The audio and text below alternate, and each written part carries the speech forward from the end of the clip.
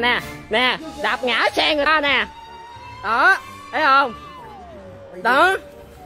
đạp ngã xe người ta mà không dựng lên nè, đó đây nè, đó dựng xe giữa đường đây nè, mưa gió vậy nè, đó có xe hơi á, dân trí thức á, trí thức á, đó.